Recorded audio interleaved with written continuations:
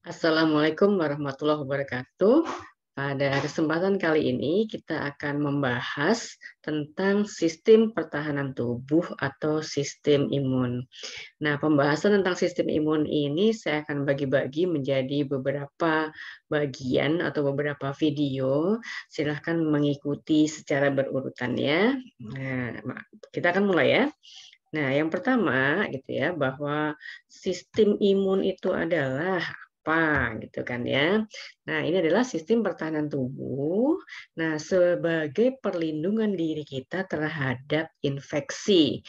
Nah, infeksi bisa dari makromolekul asing, misalnya asalnya dari tumbuh-tumbuhan atau dari hewan atau dari senyawa kimia tertentu, bisa juga berupa serangan organisme yang lain, bisa virus, bisa bakteri, bisa protozoa, bisa juga parasit yang lainnya.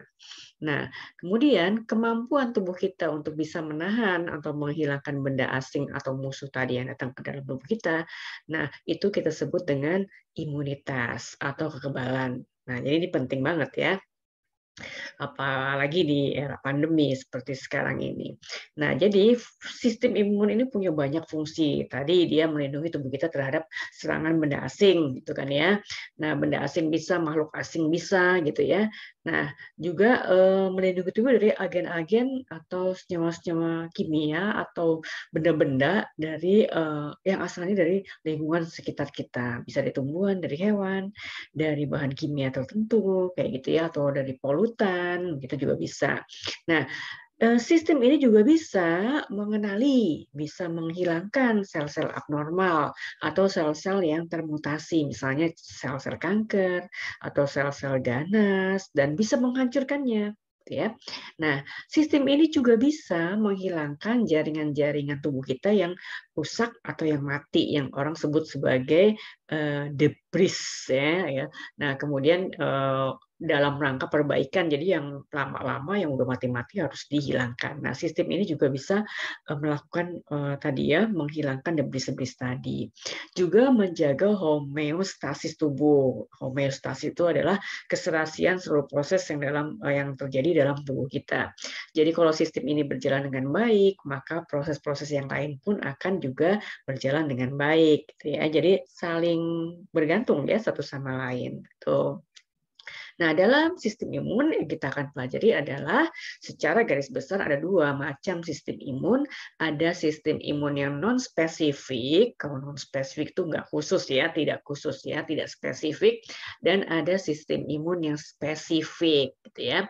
Nah, masing-masing bagian ini kemudian akan ada bahasan khususnya tersendiri lagi ya, seperti yang ada di bagian ini. Nah, kita akan mempelajarinya satu persatu. Kalau dilihat dari bagian ini, kita akan mulai dari yang sistem imun yang non-spesifik dulu ya, gitu ya. Nah, jadi sistem imun non-spesifik, tidak spesifik, tidak khusus, berarti ini sistem imun yang umum, gitu ya. Atau orang sering menyebutnya ini sistem imun alami atau sistem imun bawaan, karena sistem imun ini sudah ada dalam tubuh manusia itu sejak dia lahir, gitu ya. Jadi semua manusia punya sistem imun non spesifik ini yang dia bawa sejak dia lahir, gitu ya. Nah, disebut non spesifik karena memang sistem imun ini tidak tidak bisa melawan antigen khusus, antigen tertentu, gitu ya. Jadi dia nggak bisa bedain satu jenis antigen dengan antigen yang lain. Pokoknya semua antigen, antigen itu benda asing yang masuk ke dalam tubuh kita ya. Semua antigen yang masuk, semua patogen yang masuk ya dianggap sama, kemudian dihadapi dengan cara yang sama. Jadi diperlakukan dengan cara yang sama.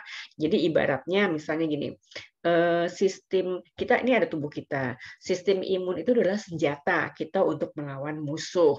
Nah, musuhnya itu tadi yang disebut antigen gitu ya, protein asing gitu ya bahasa Indonesianya ya, atau patogen juga bisa gitu ya.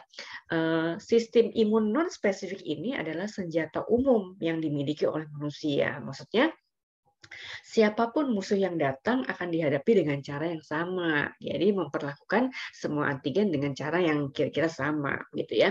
Jadi contoh misalnya ya dalam kehidupan sehari-hari, semua manusia lahir dia punya senjata namanya pistol, misalnya begitu ya. Maka kalau ada musuh datang, ya ditembak karena dia punyanya pistol, gitu ya. Setiap musuh yang datang, siapapun musuh yang datang akan ditembak, gitu ya.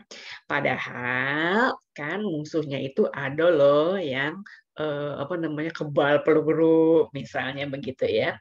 Jadi apa namanya aktivitas dari sistem imun non spesifik itu bisa saja kemudian membuat patogen-patogen itu lolos dan masuk ke dalam tubuh kita kemudian membuat kita sakit gitu ya. Itu sistem imun non spesifik.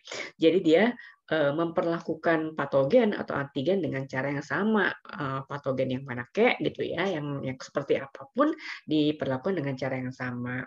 Nah, emang dia gerak cepat, jadi dia responnya tuh cepat banget. Kalau ada antigen langsung kemudian dihadapi begitu ya. Nah, tapi tidak selalu bisa melenyapkan si antigen tadi gitu ya, tapi tidak selalu bisa melenyapkan gitu ya. Karena tadi contohnya dalam kehidupan sehari-hari nih, nggak semua musuh tuh bisa bisa ditembak ya, bisa ditembak kemudian mati. Ada loh musuh-musuh yang tahan peluru. Tadi misalnya gitu ibaratnya begitu ya. Nah, kemudian ketika dia selesai menghadapi musuh, kemudian misalnya musuhnya itu mati gitu kan ya, antigennya, patogennya mati.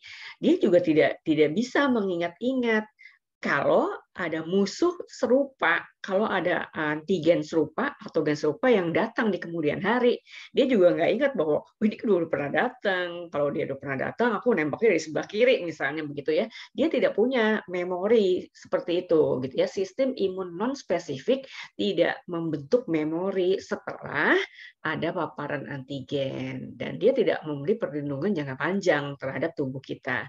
Jadi bisa aja infeksi itu atau patogen itu datang untuk yang kedua kalinya dan kita kemudian hadapi dengan cara yang sama atau kemudian kita menjadi sakit. Yang ketiga kali datang juga gitu dihadapi dengan cara yang sama gitu. Jadi kan dia tidak bisa mengingat-ingat siapa yang sudah pernah datang dan siapa yang baru pertama kali datang gitu ya. Tapi sistem imun non spesifik ini penting banget gitu ya. Karena dialah benteng terdepan ketika tubuh kita terserang patogen gitu ya. Jadi kalau ada patogen dia harus berhadapan pertama-tama dengan sistem imun yang non spesifik ini gitu ya.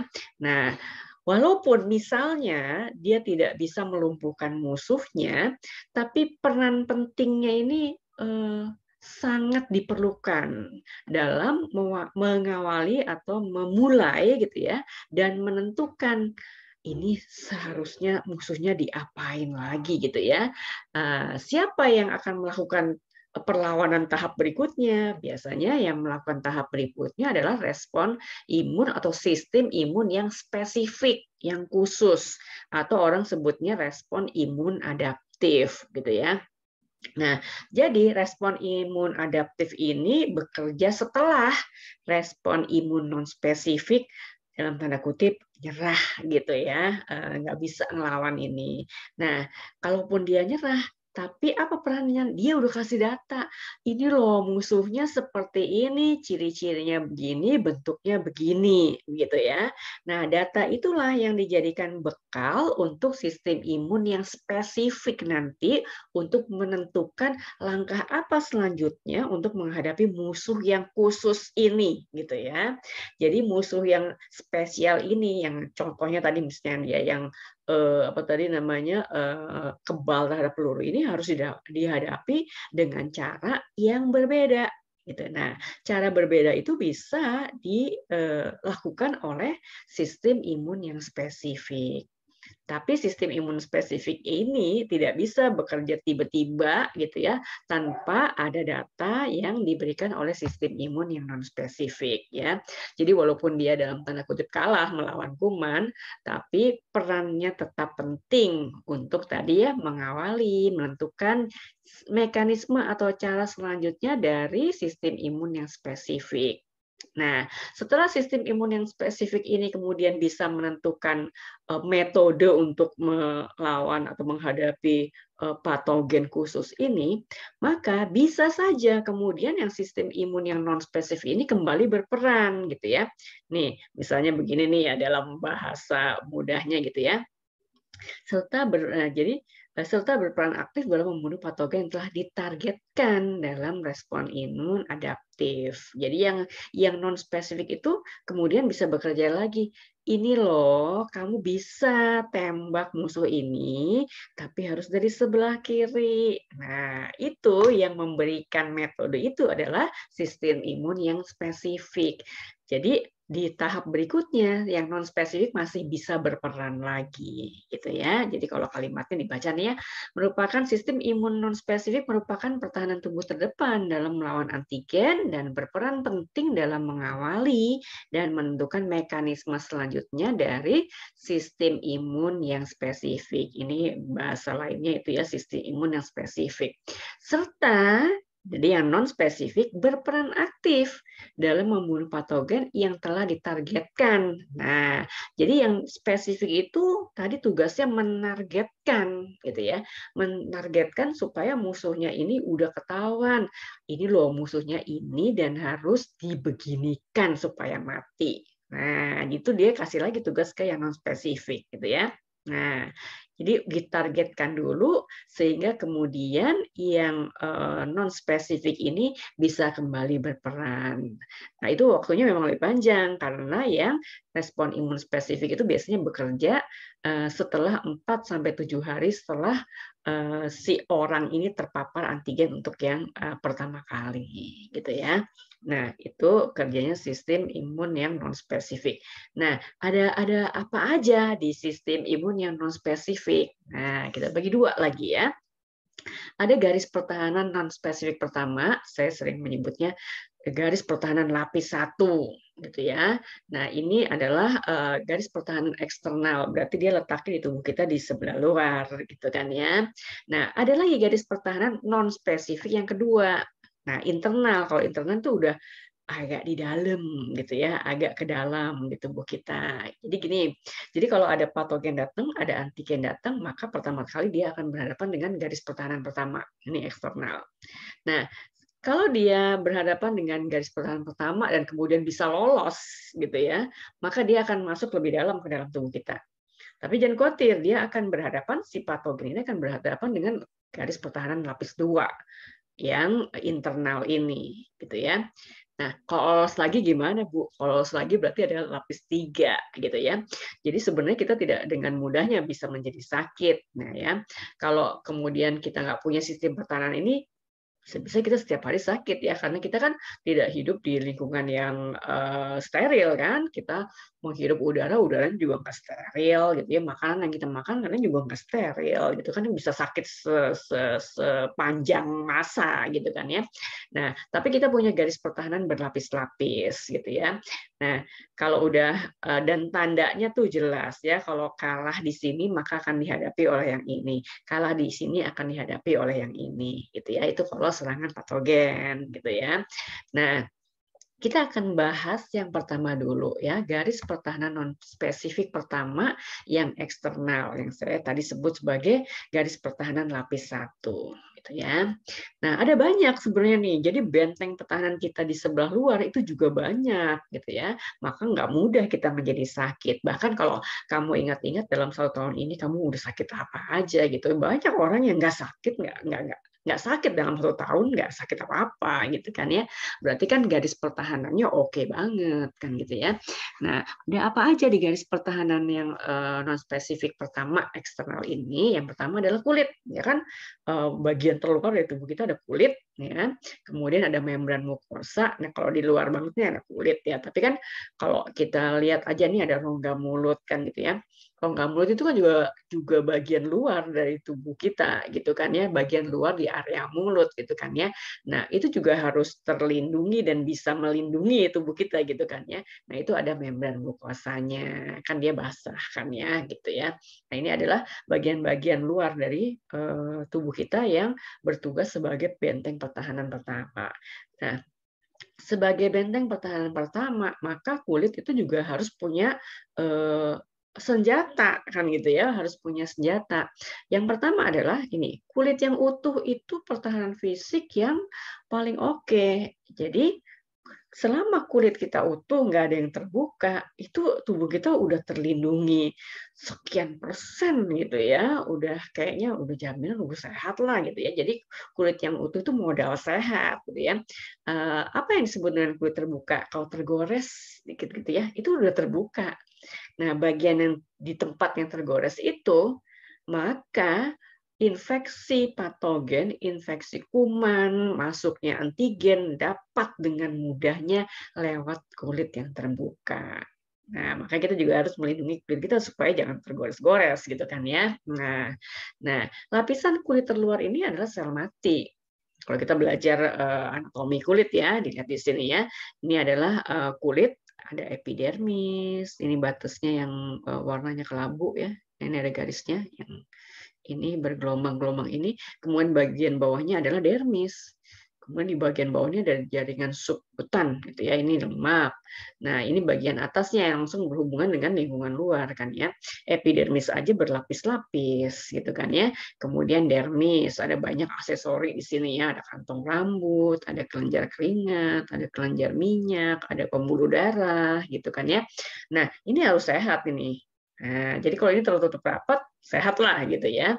Nggak bisa ditembus oleh patogen, nggak bisa gitu ya.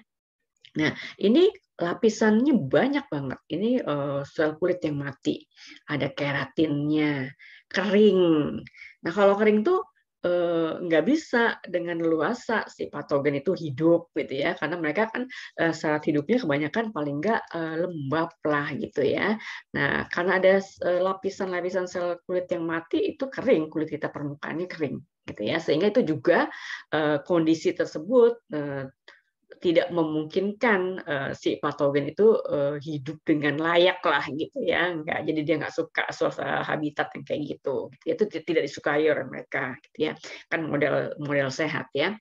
Nah, kemudian ini bagian-bagian kulit ini tadi ada kelenjar keringat. Kelenjar keringat memproduksi keringat, keluarlah lewat pori-pori. Jadi kulit kita ada pori-porinya gitu ya.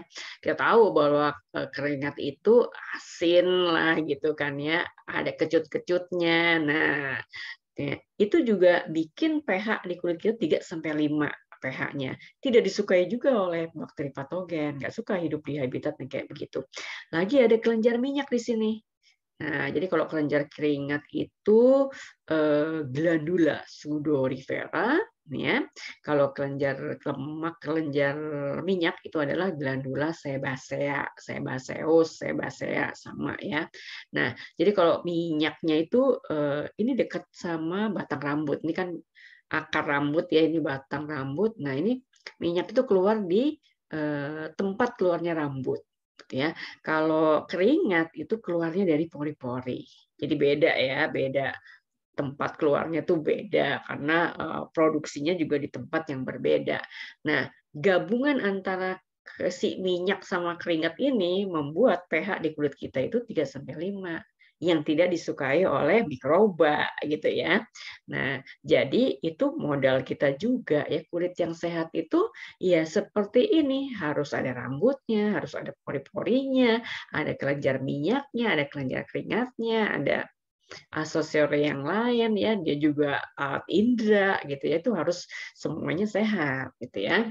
Nah, jadi ada bagian kulit kita juga yang anatominya nggak kayak gini ya, ada misalnya telapak tangan, telapak kaki itu kan nggak ada rambutnya gitu ya, juga beda lah gitu ya, lapisan keratinnya juga beda gitu ya. Nah, ini juga rentan nih terhadap infeksi jamur gitu, apalagi kalau yang di kaki ya, kemudian tertutup sepatu berjam-jam, lembab gitu kan ya.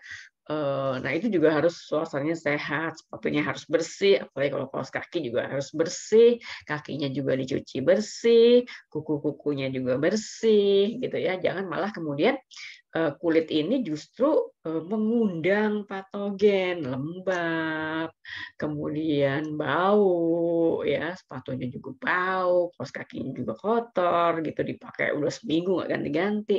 Nah itu justru mengundang patogen, gitu ya. Nah kalau mengundang patogen, padahal kulit itu kan benteng pertahanan. Nah jadi benteng pertahanannya udah goyah, gampang banget kita kemasukan patogen. Tubuh kita masuk kemasukan patogen lebih dalam mudah banget. Jadi tolong dijaga kesehatan kulitnya gitu ya. Begitu juga ada misalnya yang sesuatu yang bisa merusak kulit, misalnya luka bakar yang luas gitu kan ya. Kalau kamu pernah lihat orang yang sembuh dari luka bakar, kulitnya nggak kayak gini lagi, tapi dia lebih licin. Nah, nggak ada pori-porinya, nggak ada rambutnya, gitu ya. Bayangkan di situ nggak ada kelenjar keringatnya, nggak ada kelenjar minyaknya, gitu ya. Maka pH-nya kan lain jadinya, gitu ya. Kalau pH-nya yang lain kan tadi nanti bisa mengundang makhluk-makhluk lain untuk hidup di situ. Jadi meningkatkan resiko infeksi, gitu ya. Maka luka bakar itu berbahaya, gitu ya. Nah, itu kulit ya, peranan kulit sebagai garis pertahanan lapis 1. Jadi jagalah kesehatan kulit ya. Yang kedua, ada lagi apa? Rambut-rambut hidung. Jadi di dalam hidung kita ada rambut ya, bukan ada bulu ya. Kita kan mamalia, jadi berambut bukan berbulu. Nah, itu kayak saringan gitu. Jadi penting itu ya. Jadi jangan kemudian rambut hidung itu dihilangkan gitu ya, digunting kecuali yang memang nongol-nongol keluar kan nggak estetis juga kan ya. Nah, tapi fungsi dia adalah penyaring. Tadi saya bilang bahwa udara yang kita hirup itu tidak steril. Kelihatannya aja udara bersih, padahal enggak ya. Udah partikel debu, mungkin juga banyak partikel patogennya. Nah, kemudian ketika kita hidup kemudian ada saringannya, maka harapannya kotoran-kotoran yang bersama udara kita hidup tadi nyangkutlah di situ, gitu ya. Nah, kemudian ada membran mukosanya juga kan ya, ada membran mukosa di lapisan hidung tadi. Maka kalau udah nyangkut bisa juga dia nempel di lapisan membran mukosa tadi, sehingga tidak masuk ke sistem atau saluran pernafasan yang lain, atau bahkan tidak bisa dia benda-benda asing padatan tadi masuk ke dalam paru-paru. Itu sangat berbahaya ya. Jadi benteng pertahanan udara pernafasan itu berlapis-lapis gitu ya. Ada rambut hidungnya, ada membran mukosanya, ada silianya gitu ya. Ini ada yang 4 nih, epitel bersilia gitu ya. Jadi benda padat sekecil apapun harapannya tidak ada yang masuk ke dalam paru-paru. Ya, tidak ada, karena paru-paru tidak menerima benda-benda padat, dia cuma menerima benda dalam bentuk gas gitu kan ya. Nah, jadi udah ada nih benteng pertahanan 1 lolos, hadang lagi yang kedua, lapis 2 lolos lagi, hadang lagi yang ketiga gitu ya. Nah, gitu. Jadi rambut hidung tadi nyaring kotoran, membran mukosa, nah sebagian besar dia melapisi saluran nafas tadi gitu ya. Ada saluran pencernaan juga kan basah semua ya, kayak rongga mulut tadi juga basah. Itu ada mukosanya gitu ya.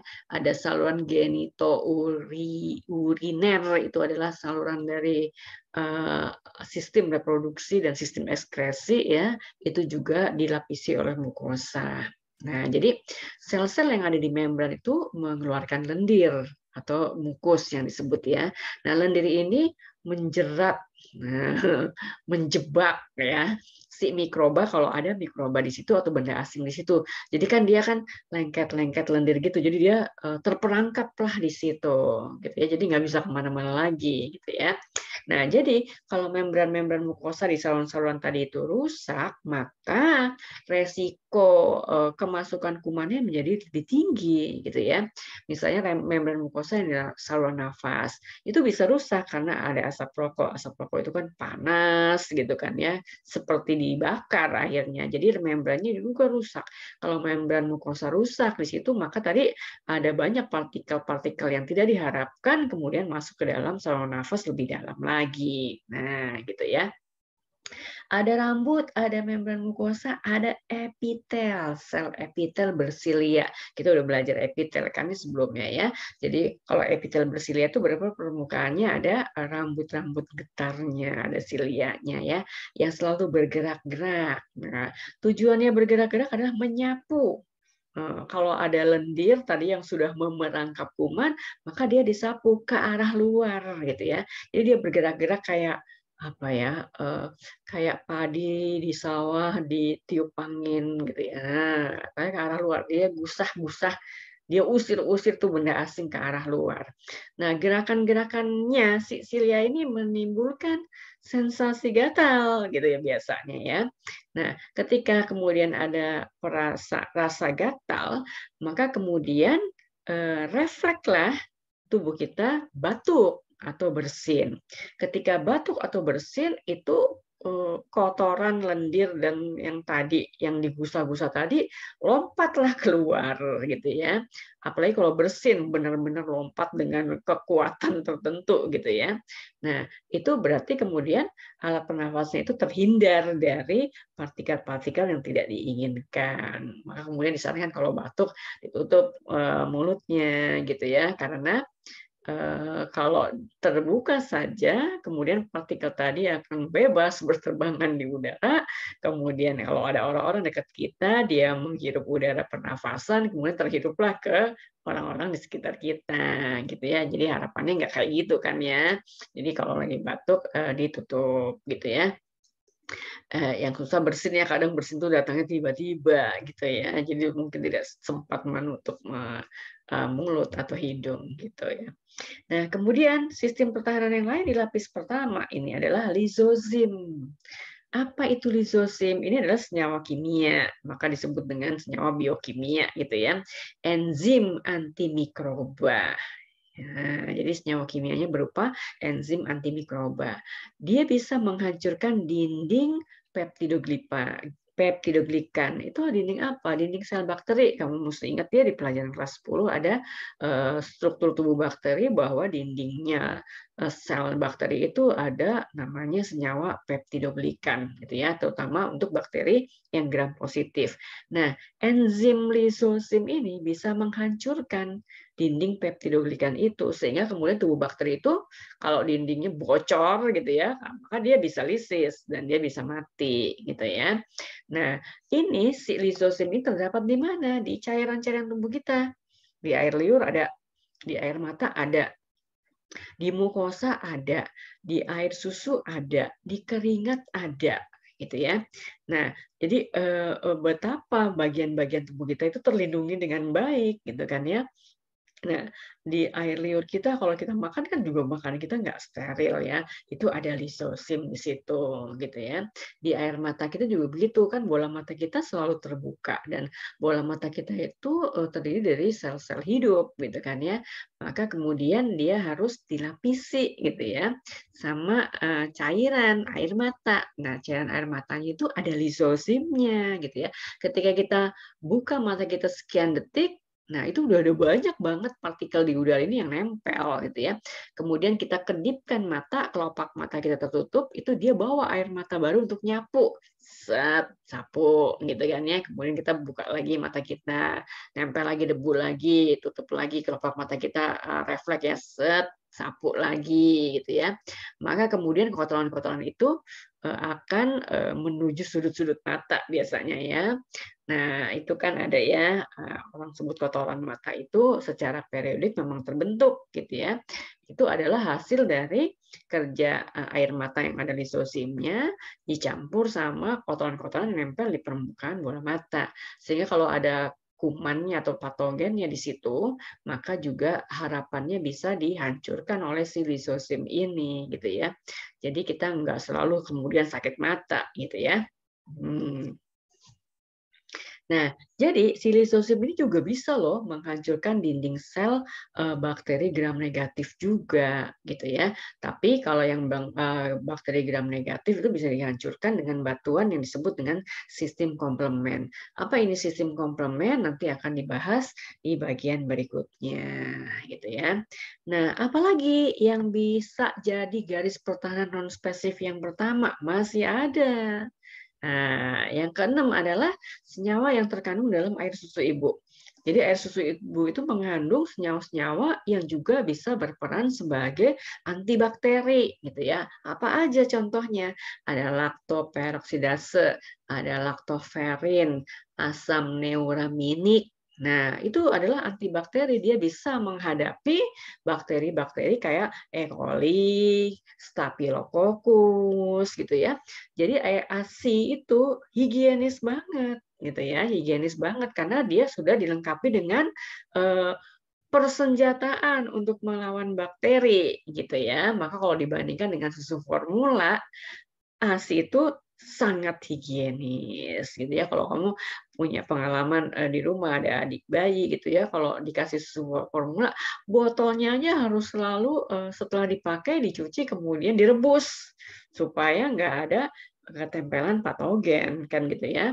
Nah, kalau ASI dia punya senjata sendiri untuk antibakterinya gitu ya. Nggak beli juga ya, ekonomis juga gitu ya.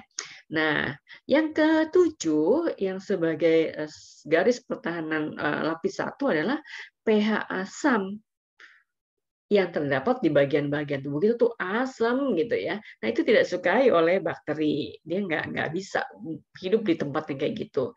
Jadi kita sebut pH asam itu juga sebagai antimikroba. Di mana? Contohnya di lambung. Lambung kita kan ada HCl-nya. pH-nya 1-2 loh. Gitu kan ya, asam banget. Jadi kalaupun makanan yang kita makan itu tidak steril, kemudian sampailah dia di mulut dia udah ketemu lizozim gitu kan ya. Kemudian sampai ke lambung kalau ada yang masih lolos juga dia ketemu sama HCl lambung gitu kan ya.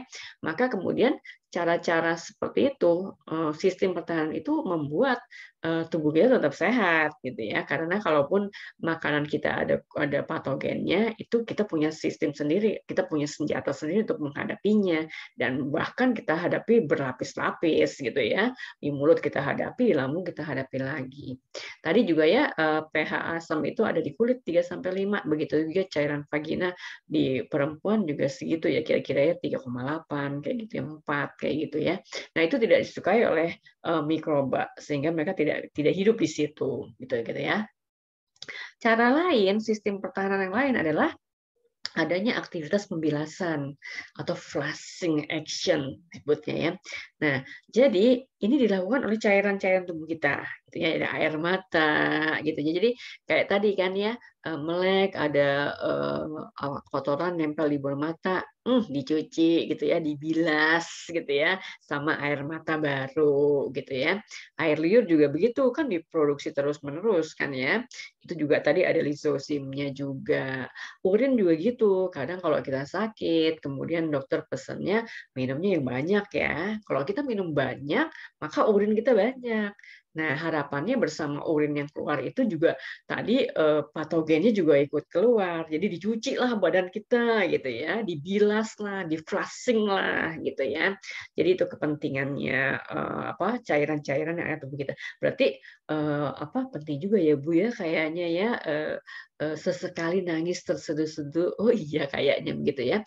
Jadi ketika kita nangis terseduh-seduh berarti air mata kita banyak dan seolah-olah kita cuci tuh mata kita tuh ya dari kotoran-kotoran dibilas, di flushing gitu ya. Nah, kemudian yang terakhir dari sistem pertahanan non spesifik yang pertama adalah kompetisi mikroflora dalam tubuh. Apa itu mikroflora kan gitu ya. Jadi ini kan berarti kan flora kecil-kecil gitu ya.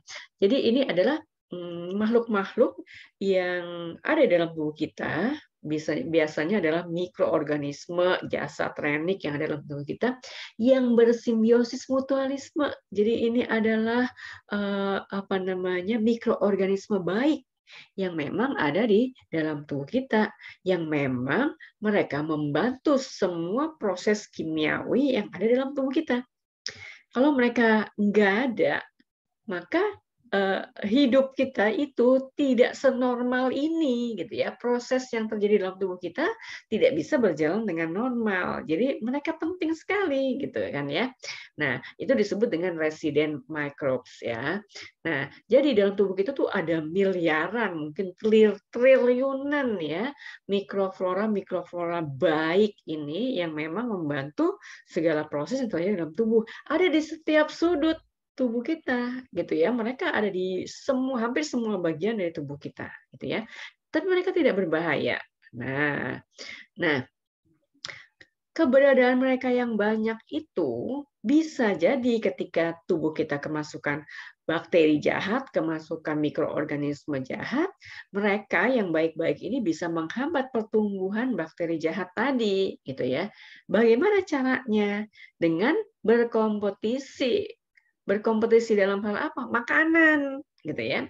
Jadi bakteri-bakteri baik itu yang populasinya lebih banyak, gitu ya, itu menang kalau cari makanan di dalam tubuh kita, gitu ya, sehingga bakteri patogen itu kesulitan mendapatkan makanan yang cukup, gitu ya. Jadi ini pun yang juga menjaga tubuh kita tetap sehat. Si mikroflora baik ini ikut menjaga kesehatan tubuh kita, gitu ya. Kalau kamu pernah dengar ada susu asam ya, susu fermentasi gitu ya, atau orang bilang yogurt kayak gitu ya. Itu kan mengandung bakteri ya, bakteri asam laktat kan gitu kan ya. Nah, itu bakteri baik yang membantu proses pencernaan di lambung, sehingga kemudian orang menyarankan kita secara periodik juga mengkonsumsi yogurt ini bagi orang-orang yang nggak punya masalah dengan asam lambung ya, gitu ya. Nah, jadi kesembilan bagian ini adalah garis pertahanan non spesifik yang pertama yang eksternal, letaknya di bagian luar dari tubuh kita. Nah, jadi ketika ada patogen datang, mereka harus berhadapan dengan kesembilan bagian ini, gitu ya. Nah, kan seharusnya kesembilan bagian ini kalau dia bekerja baik, maka patogen itu selesailah permasalahan mereka, bisa diatasilah oleh kesembilan bagian ini, gitu kan ya. Nah, sehingga kita tetap sehat. Nah, kalau tadi kulit kita sehat, itu modal banget ya untuk kita hidup sehat. Nah, maka kemudian banyak di antara kita manusia itu yang selalu sehat, jarang banget dia sakit gitu ya. Nah, jadi kesembilan ini harus kita jaga juga supaya tetap utuh, tetap bisa bekerja dengan baik kesembilan-sembilannya ini, gitu ya. Nah, inilah bahasan kita yang pertama, sistem imun non-spesifik yang garis pertahanan non-spesifik yang pertama yang berupa pertahanan eksternal.